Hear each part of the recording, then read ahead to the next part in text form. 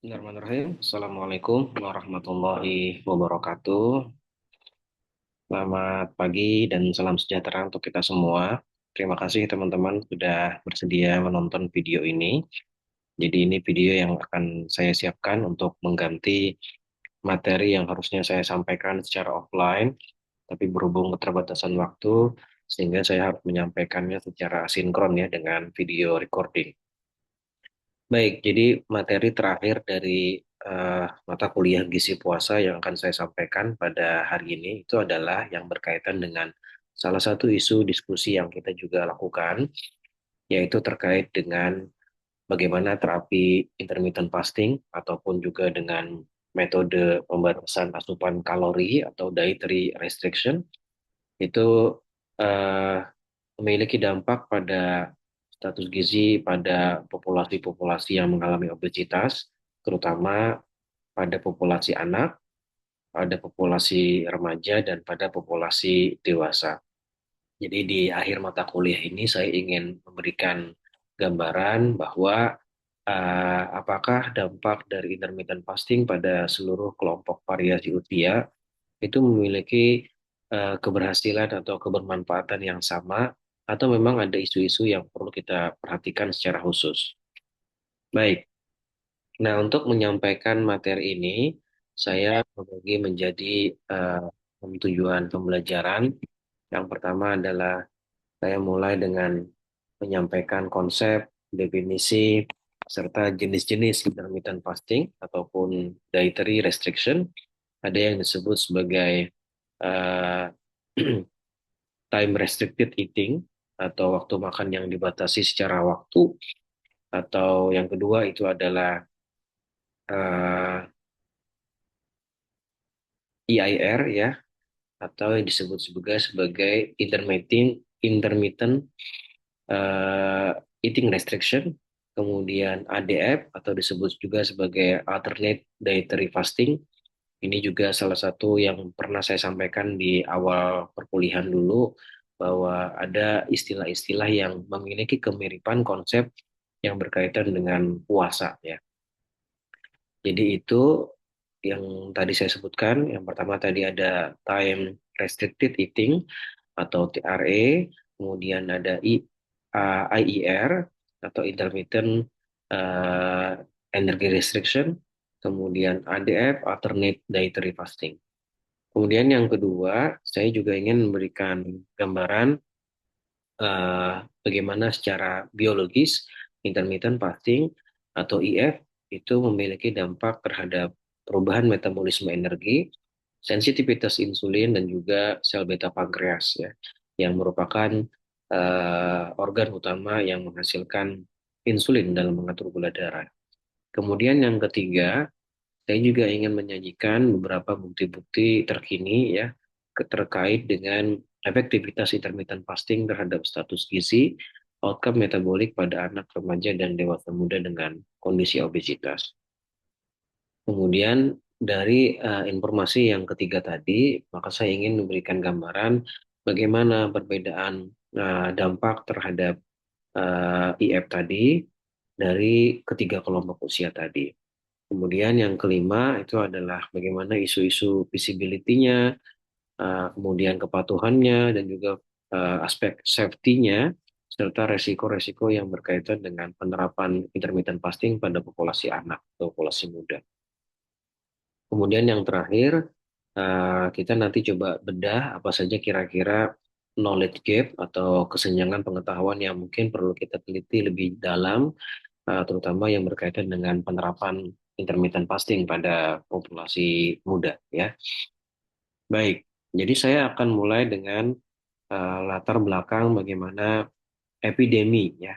Nah, kenapa saya sebut sebagai epidemi? Karena obesitas ini sekarang secara cepat sudah mulai menjadi beban bukan hanya di wilayah-wilayah atau regio-regio negara-negara yang eh, tingkat ekonominya tinggi, tetapi juga menyebar secara global di seluruh negara. Jadi Indonesia hanya salah satu dari sekian negara yang mengalami dampak terhadap kenaikan prevalensi obesitas ya, terutama pada anak dan remaja.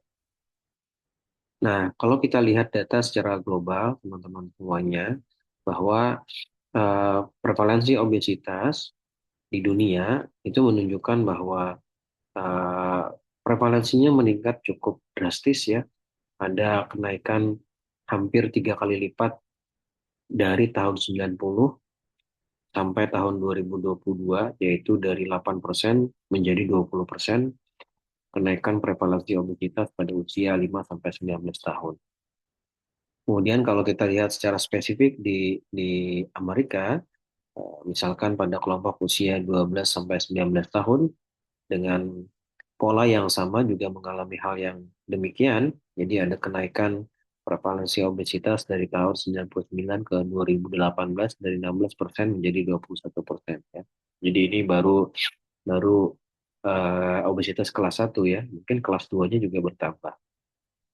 Kemudian kalau kita lihat secara spesifik bagaimana kondisi yang ada di Indonesia, maka Indonesia pun juga mengalami hal yang sama, yaitu peningkatan secara tajam mulai dari 10,8% dari tahun 2013, lalu 10 tahun berikutnya data SKI menunjukkan bahwa ada kenaikan sebanyak 6,2% ya. Jadi total di tahun 2023 prevalensi overweight dan obesitas pada anak usia 13 sampai 15 tahun itu berjumlah 16,2%.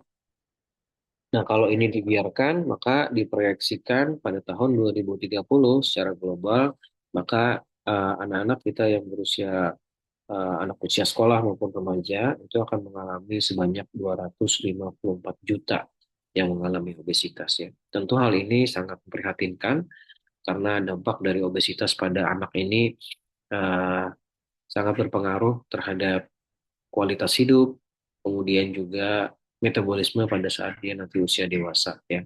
Salah satu contohnya adalah mengalami resistensi insulin, mengalami dislipidemia, mengalami NAFC ya atau perlemakan hati, hipertensi hingga gangguan psikososial ya, meliputi ada stigma, ada depresi dan lain-lain. Hingga eh, kondisi ini harus kita intervensi, harus segera diberikan penanganan. Nah, kita butuh terapi diet yang mungkin di luar dari pembatasan diet secara konvensional, yaitu dengan membatasi asupan kalori, membatasi asupan gula, garam, dan lemak, dan seterusnya. Nah, salah satu isu yang menjadi metode yang dianggap memberikan dampak secara positif itu adalah dengan melalui puasa ya. Salah satu puasa yang dikenal eh, di global disebut dengan metode intermittent fasting ya, atau disebut juga sebagai time restricted eating atau yang tadi saya sebut sebagai TRE. Nah, konsep dari intermittent fasting ini itu adalah metode diet yang kita diharapkan bisa berpuasa, terutama mengkonsumsi makanan yang mengandung kalori dalam kurun waktu tertentu.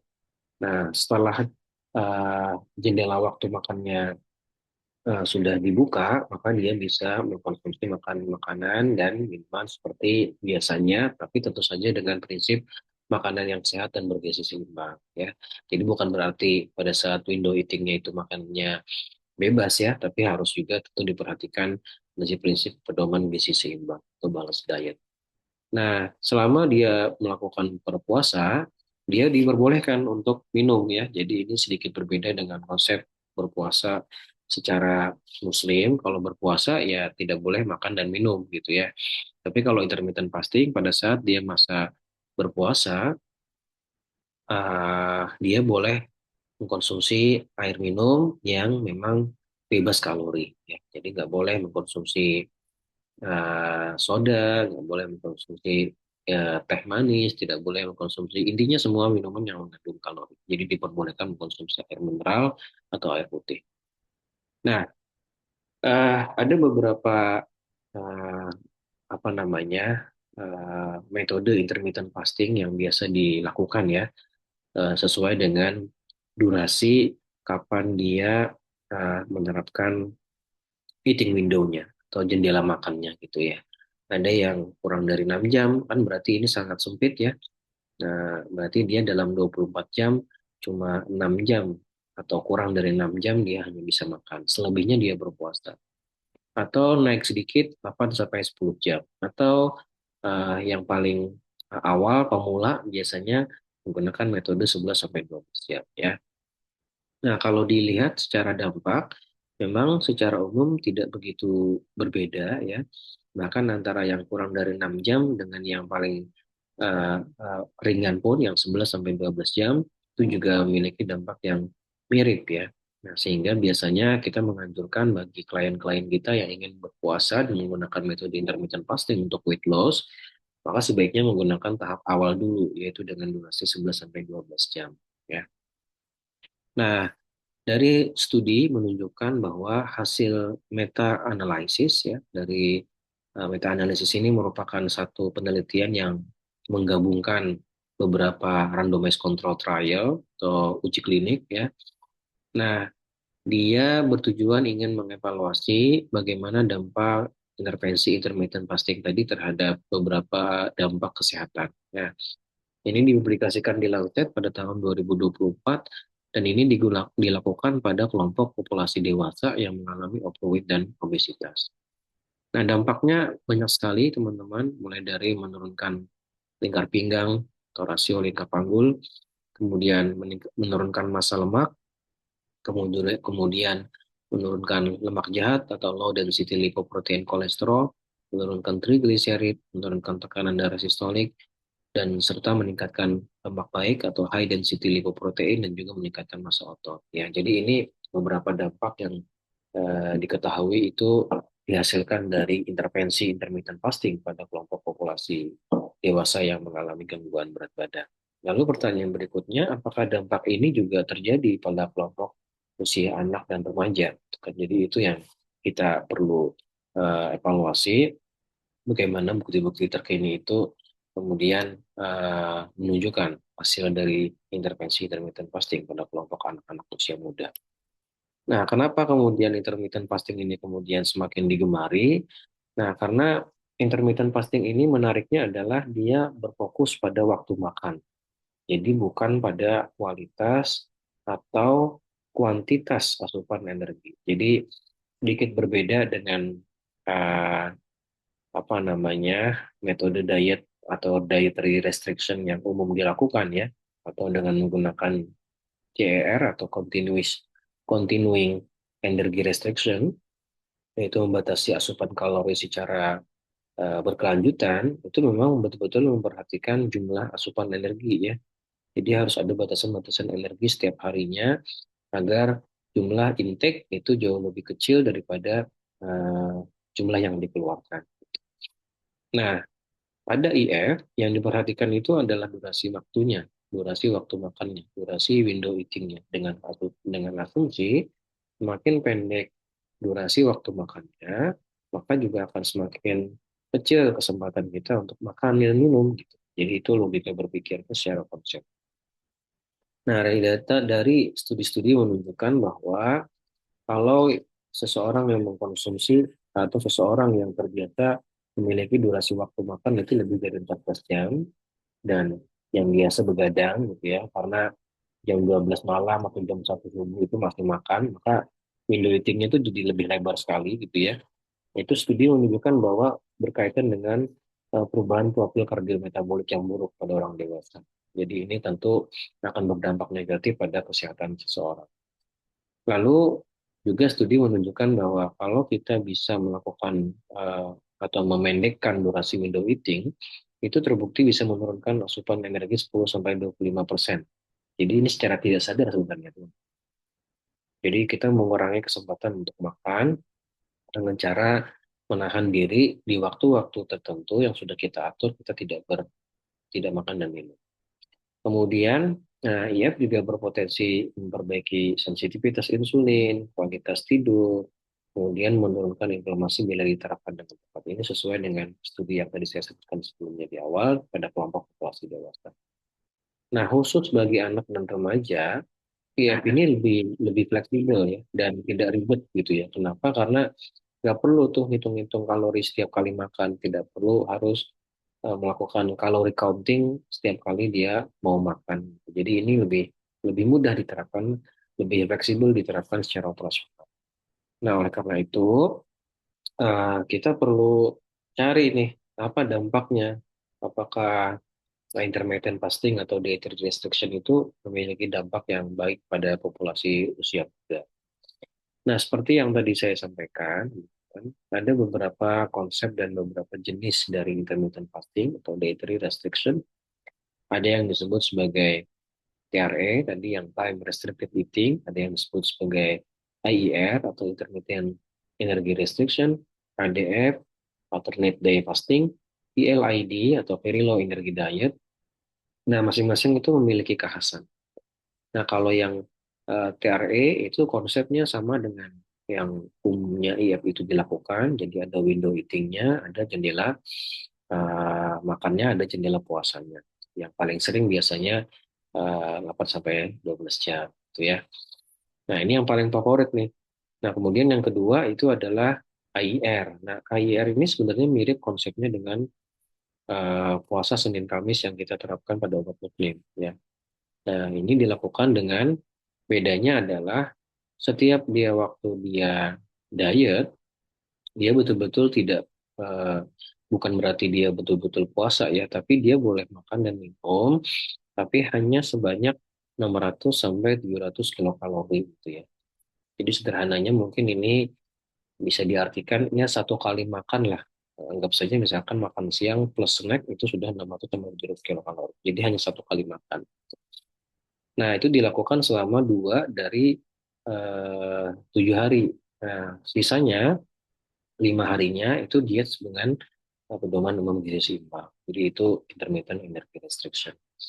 Kemudian yang berikutnya ini yang alternate day fasting atau yang biasa kita ketahui konsepnya mirip dengan puasa puasa Daud ya. Jadi kapan dia selang-seling ada hari di mana dia membatasi makanan, restriksi, ada dia hari makan dengan seperti kebiasaan dia.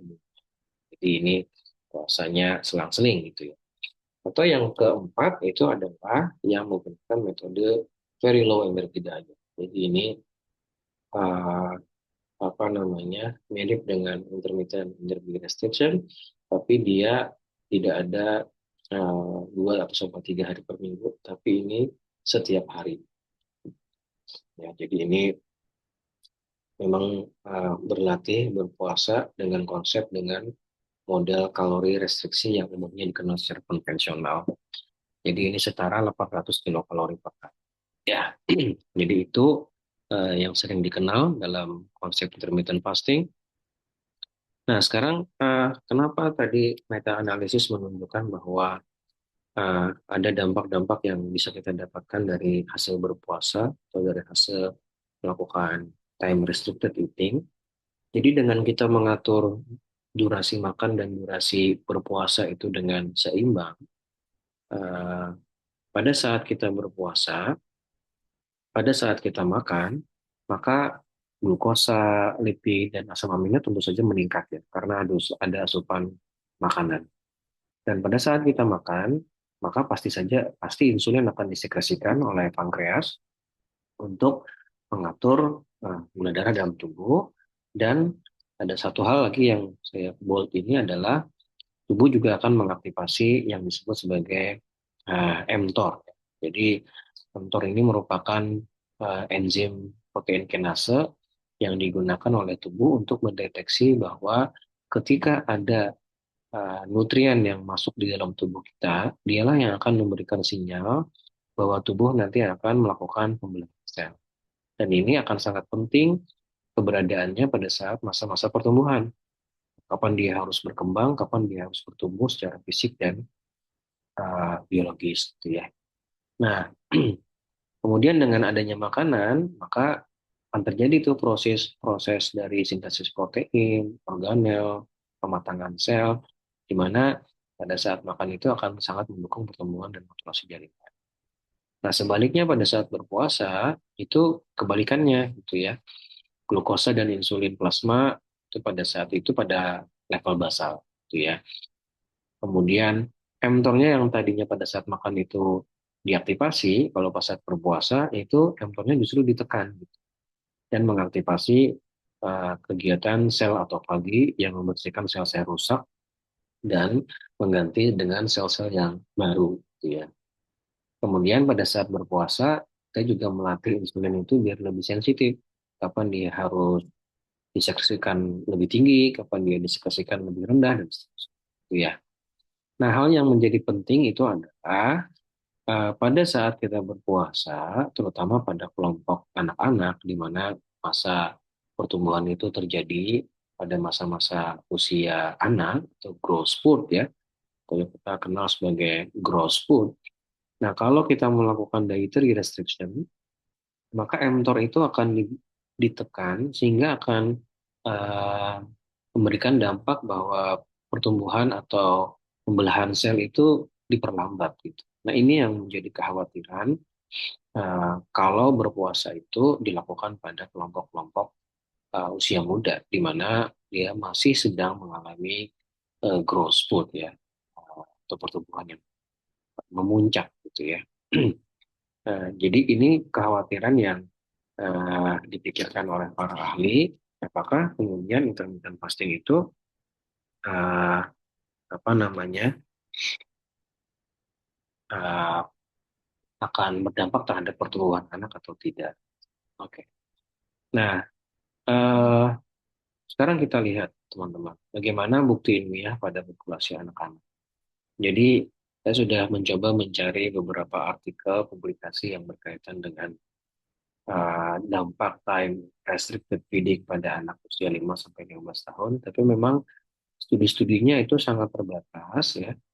Jadi ini salah satu mungkin yang perlu saya sampaikan bahwa kajian atau bukti-bukti terkini yang apa namanya melakukan penelitian atau melakukan uji klinik pada anak usia 5 sampai 15 tahun menerapkan time restricted eating itu masih terbatas. Nah, salah satu studi yang saya dapatkan itu adalah ini salah satunya berupa case study ya. Jadi kalau case study memang kekuatan evidence-nya masih lemah, eh, apa namanya bukti ilmiahnya masih lemah sehingga tidak bisa dijadikan sebagai kesimpulan kesimpulan dalam mengambil keputusan. Beda halnya kalau yang menggunakan studi-studi uji klinik atau randomized control trial ataupun menggunakan meta analysis. Nah ini tapi setidaknya ini memberikan gambaran bahwa time limited eating itu ketika diterapkan pada pasien jumlahnya ada 4 pasien ya. Jadi kalau teman-teman amati gambar yang di sebelah kanan ini, itu adalah masing-masing warna garis dan dot itu menunjukkan pasiennya. Jadi ada yang berwarna hitam itu adalah pasien dengan usia 5 tahun, itu dengan Bardet and Biedl syndrome, tapi dia mengalami obesitas. Kasus 2 dia normal, kemudian kasus 3 11 tahun, tapi dengan craniofaring. Kemudian yang kasus 4 itu 15 tahun tapi dengan epilepsi. Nah, keempat pasien ini diterapkan berpuasa dengan kondisi uh, berbagai macam etiologi. Ya. Lalu diamati selama 4 bulan dengan cara melakukan time restricted eating uh, dengan menggunakan metode intermittent energy uh, restriction ya, yaitu dengan berpuasa 12 sampai 16 jam itu selama 3 sampai 5 hari per minggu, selama 4 bulan. Jadi ini yang diterapkan selama 4 bulan. Nah, eh, dan tanpa dilakukan perhitungan kalori, ya intinya berpuasa aja gitu ya, selama 12 sampai 14 jam dengan bantuan pendekatan keluarga, dengan support dari keluarga, bantu mengingatkan dan seterusnya. Karena diingat tadi ya, 4 pasien ini dia memiliki kondisi-kondisi yang butuh bantuan orang tua.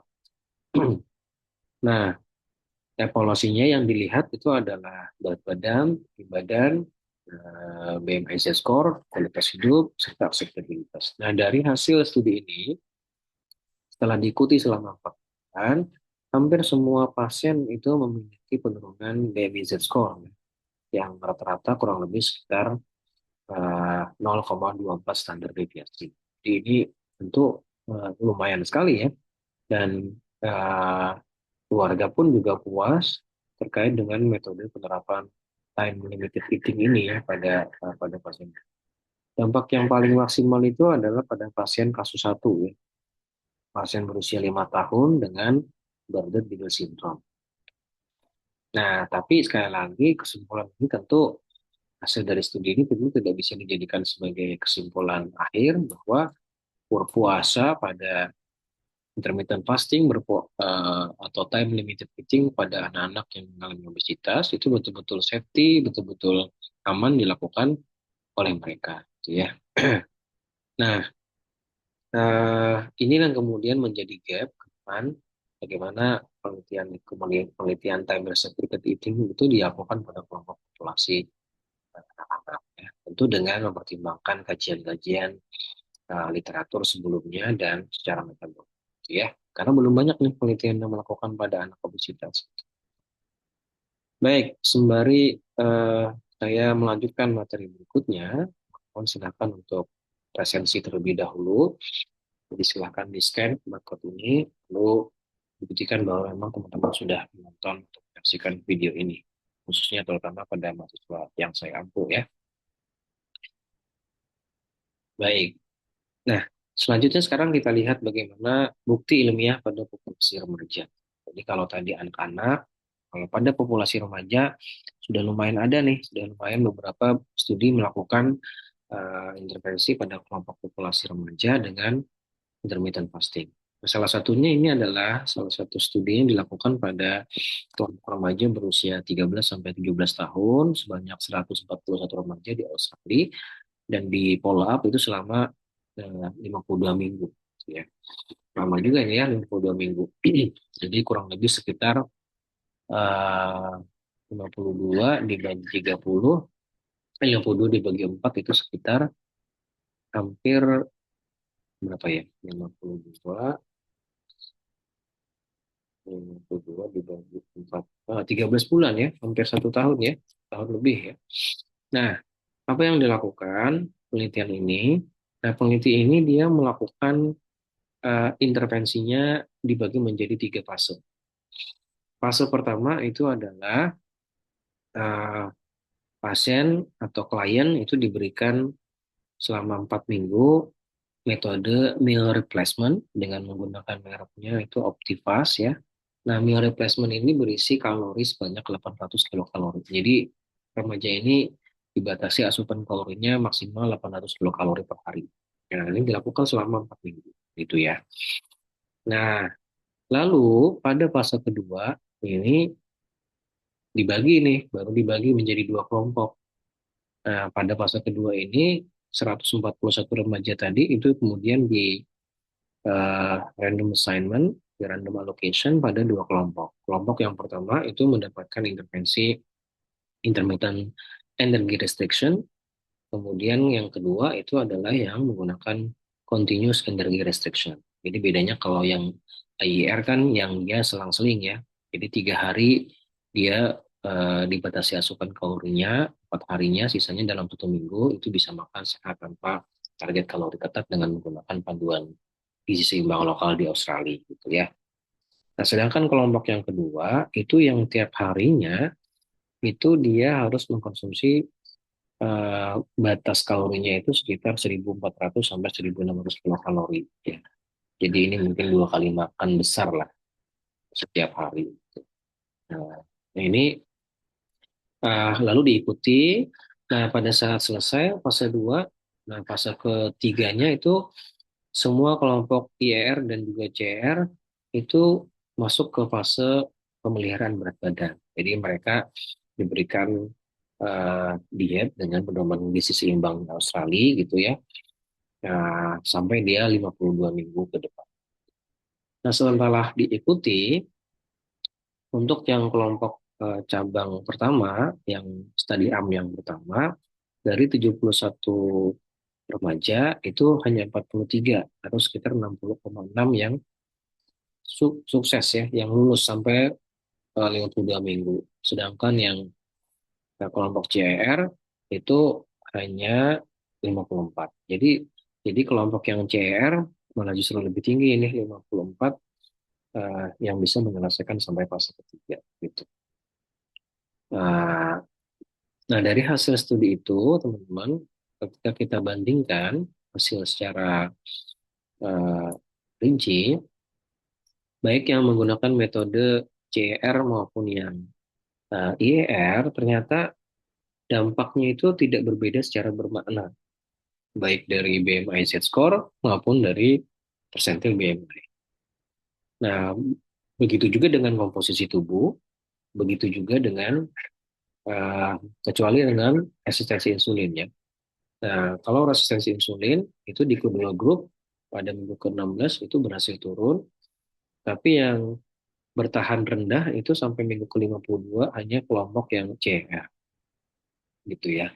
Nah, ini menunjukkan bahwa eh, mau menggunakan yang metode IR atau menggunakan CR yang lebih rigid, itu menunjukkan kalau yang IR pun yang lebih ringan, yang lebih fleksibel, itu memiliki dampak yang sama dengan menggunakan dibandingkan dengan metode CR yang harus restriksi kalorinya itu setiap hari dan harus dihitung kalorinya setiap hari.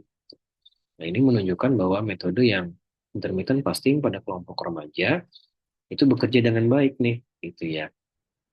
Tapi ada catatan, ada adverse event-nya, ada efek sampingnya. Nah, ada satu kasus atipikal anoreksia nervosa pada kelompok IER dan satu kasus batu empedu pada kelompok continuous energy restriction.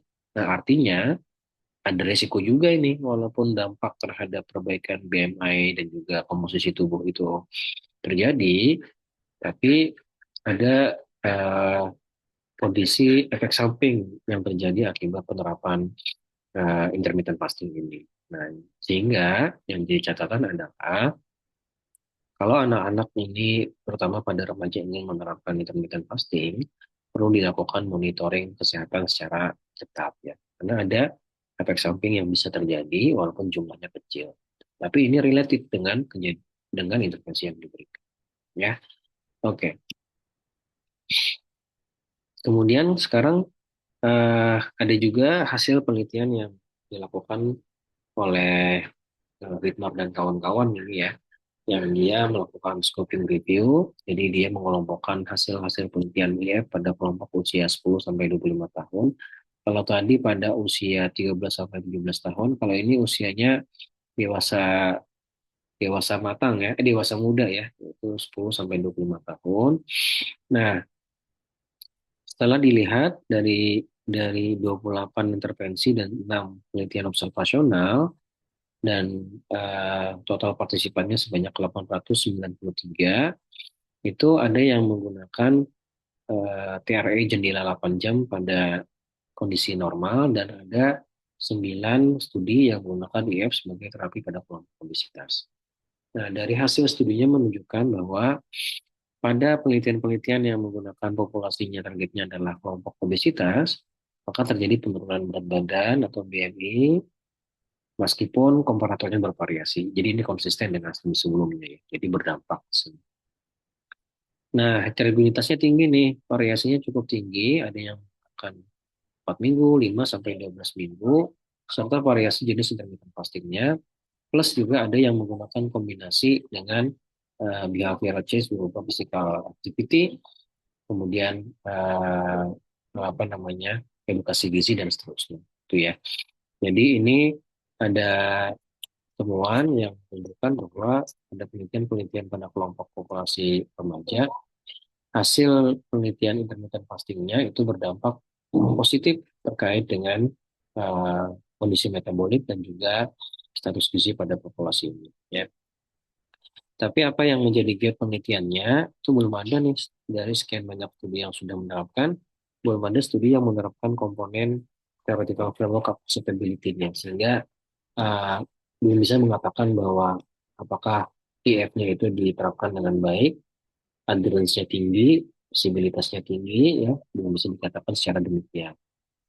Nah, tapi juga tetap ada adverse event atau efek samping, walaupun ringan ya, seperti pusing, kemudian mudah atau sulit konsentrasi, tapi belum ada bukti bahwa terjadi perburukan perilaku makan pada studi yang diawasi oleh penelitian ini. Nah, lalu yang ketiga ini adalah penelitian yang dilakukan pada kelompok dewasa ya yang usianya 19 sampai 25 tahun. Nah, seperti yang tadi saya sampaikan bahwa hasil meta analisis dan studi-studi clinical trial yang dilakukan pada kelompok dewasa itu manfaat yang dihasilkan itu sangat confirm ya. Jadi kita tidak ragu kalau mau menggunakan PRL ini atau intermittent fasting ini pada kelompok dewasa muda. Mulai dari dampak terhadap berat badan dan komposisi tubuh, terutama yang menggunakan window eating selama 8 jam, kemudian profil kardiometabolik, kemudian apalagi kalau TRE-nya ditambah dengan latihan resistensi, maka penurunan massa lemaknya itu digantikan dengan kenaikan massa otot. Jadi ini lebih baik ya untuk menambah muscle mass, ya, terutama yang ingin meningkatkan massa otot. Kemudian juga ada laporan yang menunjukkan bahwa terjadi peningkatan adiponektin dan penurunan rasio inflamasi ya. Ini menunjukkan bahwa dengan adanya TRE, resiko inflamasi atau peradangan pada sel itu jauh lebih berkurang. Ya. Jadi kita tidak ragu ini untuk kelompok pada usia dewasa. Nah, ini ada salah satu studi kalau tadi pada manusia, ini dilakukan studi pada hewan. Nah, kalau dari hewan, karena tadi ya bukti yang menunjukkan bahwa intermittent fasting dilakukan pada kelompok anak atau berdasarkan perbedaan usia itu masih belum banyak, sehingga ini dilakukan pada model hewan coba dulu. Nah, yang dilakukan itu adalah membandingkan dampak time restricted eating itu pada populasi tikus yang berusia 2 bulan. Anggap saja ini berarti kan analoginya pada populasi muda dengan populasi tua yang usianya 18 bulan. Nah, hasilnya menunjukkan bahwa IF-nya kalau dilakukan secara jangka pendek cuma 5 minggu, itu memperbaiki homeostasis glukosanya, insulinnya pada semua kelompok usia, maupun yang muda maupun yang tua. Jadi ini salah satu jembatan bahwa mungkin kalau ini diterapkan pada kelompok manusia, usia anak-anak, itu juga bisa berdampak yang positif sama gitu. Nah, tetapi kalau seandainya IF ini dilanjutkan sampai 10 minggu, ya, malah justru merugikan dan malah justru memberikan dampak yang negatif. Nah, tapi berbeda kalau IF-nya durasinya 10 minggu pada populasi yang dewasa, itu justru menambah manfaat yang lebih baik, menjadi protektif gitu ya. Nah, ini menjadi catatan bahwa ada beberapa resiko, ini sebagai sinyal ya, bahwa kalau dilakukan pada kelompok muda dan durasinya terlalu lama, itu bisa berbahaya. Gitu ya. Jadi di sini catatannya adalah IF-nya itu cuma 5 minggu, itu sudah bisa memberikan dampak. Oke. Nah, jadi secara umum intermittent fasting dan time restricted eating ini memberikan catatan bahwa adherence atau kepatuhan umumnya baik ya teman-teman. Jadi 5 sampai 62 hari per minggu itu patuh pada 3 makanan yang ditentukan. Kendalanya apa? Kendalanya itu mungkin lebih ke kalau mereka sekolah atau kalau mereka bekerja atau kalau seandainya ada, kalau di Indonesia terutama ya, ada acara-acara sosial misalkan ya, yang ada pesta seperti itu yang kemudian sulit untuk diterapkan untuk melakukan intermittent fasting. Dan terpaksa harus jendela makannya jadi terganggu gitu ya. Dan untuk yang uh, adherence pada kelompok anak-anak dan usia remaja, itu mereka merasa kepuasannya tinggi 90 sampai 95%. Kemudian kalau yang perhatian pada uji klinik ya, dropout itu lebih tinggi pada kelompok IER dibandingkan dengan CER dalam RCT ya. Jadi kalau kita lihat tadi pada kelompok-kelompok yang remaja itu justru yang eh, continuous energy restriction itu dropoutnya lebih kecil dibandingkan yang intermittent energy restriction. Nah, jadi artinya apa? Artinya kalau dia mau menggunakan intermittent energy restriction, itu ternyata mereka dropoutnya lebih besar dibandingkan yang continuous energy restriction. Ini menunjukkan bahwa mereka agak sulit kalau diatur-atur waktu makannya gitu ya. Jadi lebih nyaman mereka kalau mau diatur itu sepanjang hari, tapi jumlah kalorinya itu harus jelas gitu. Ya ini belum tentu juga kalau seandainya diterapkan di Indonesia hasilnya sama ya, karena tadi dilakukan di Australia. Lalu ada catatan juga, ada beberapa efek samping yang dilaporkan ya, terutama tadi pada kasus-kasus hipertensi jangka panjang ada kondisi perubahan perilaku makan, ada anoreksia nervosa. Kemudian ini juga kalau seandainya dilakukan pada jangka panjang kita belum tahu dampaknya terhadap pertumbuhan. Tapi kalau yang 4 sampai 12 minggu itu relatif tadi aman ya. Eh, Tadi dua studi yang dilakukan yang case series dan juga yang dilakukan pada buncit ya. Tapi yang jangka panjang lebih dari 10 minggu pada manusia, pada anak itu belum ada studi. Sehingga apa catatannya kalau mau diterapkan, kalau mau menerapkan time restricted eating ini pada kelompok si anak-anak, itu selalu dimonitor screening depresi dan gangguan pola makan sebelum dan selama interaksi catatannya. Kemudian juga harus ada pendampingan multidisiplin, baik dietitian maupun psikolog maupun juga pada dokter endokrin maupun dokter. Kemudian yang terakhir itu adalah pemantauan pertumbuhan linier dan fase pubertas secara berkala pada anak. Jadi ini peluang ya, peluang kita nanti kalau ingin melakukan penelitian pada intermittent fasting pada kelompok usia anak dan remaja.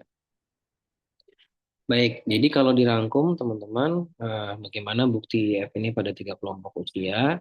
Kalau bentuk yang paling favorit ya dibandingkan anak-anak, remaja dan juga dewasa muda, TRE yang 8 jam itu lebih favorit pada dewasa ya. Kemudian remaja juga sama, tapi yang anak-anak itu yang mungkin digunakan lebih fleksibel itu adalah yang 12 sampai 15 jam. Nah, ini yang harusnya makan ya, bukan puasa ya. Adalah yang fleksibel. Kemudian efektivitas PB-nya menjanjikan pada anak-anak, tapi belum confirm, baru pada mencit tadi ya. Kemudian pada remaja dampaknya sudah ditunjukkan itu confirm, kemudian yang dewasa juga demikian. Walaupun bervariasi ya, tergantung kombinasinya. Kalau tadi ditambahkan dengan physical activity, maka dampak terhadap masa otot jadi lebih bagus. Ini bukti-buktinya untuk yang remaja dan dewasa muda, tadi ada yang sudah ada hasil RCT-nya, tapi kalau untuk anak-anak masih terbatas. Lalu untuk isu keamanan pada anak-anak, nah, ada catatan khusus untuk pertumbuhan dan maturasi sel. Lalu pada remaja itu ada resiko gangguan anoreksia tadi. Kemudian kalau pada dewasa muda, isu keamanannya lebih lebih rendah ya. Jadi apa rekomendasinya? Nah, mungkin kalau mau diterapkan pada anak-anak, eh, time restricted eating ini perlu hati-hati ya. Kemudian kalau pada remaja harus ada monitoring yang ketat. Kalau untuk yang dewasa itu dijadikan sebagai gaya hidup atau lifestyle. Ya, apa kesimpulannya? Jadi kesimpulannya adalah EF atau TRE tadi menunjukkan efektivitas yang sebanding dengan CR untuk menurunkan BMI maupun juga BMI Z-score pada kelompok remaja obesitas, gitu ya. Kemudian kalau anak-anak yang kurang dari 12 tahun masih sangat terbatas buktinya baru berupa baru berupa case study series dan sehingga nanti kita tidak bisa mengeneralisir hasil penelitian tersebut pada kelompok populasi yang besar ya. Kemudian untuk pada studi model hewan, IF yang terlalu lama justru malah merugikan. Jadi kita perlu hati-hati. Ini sebagai analogi kalau seandainya mau diterapkan pada kelompok usia anak. Tapi justru lebih protektif kalau seandainya pada usia dewasa dan usia lanjut. Ya. Oke, jadi alhasil sebagai kesimpulan terakhir, IF atau intermittent energy restriction itu bisa dipertimbangkan sebagai metode intervensi untuk weight loss, tapi sebagai opsi tambahan, bukan sebagai pengganti ya, dalam manajemen berat badan. Jadi tetap ada, harus ada multidisiplin intervensi, baik itu uh, pemantauan status gizi, monitoring pertumbuhan, maupun juga kesehatan mental. Itu yang menjadi catatan. Jadi eh, apa apa apa yang akan bisa kita lakukan ke depan, terutama untuk penelitian ke depan ya, kita perlu mungkin eh, memiliki mimpi besok kalau seandainya ingin melakukan penelitian, kita bisa melakukan RCT skala besar untuk eh, intermittent fasting pada anak-anak dengan durasi yang lama, gitu ya.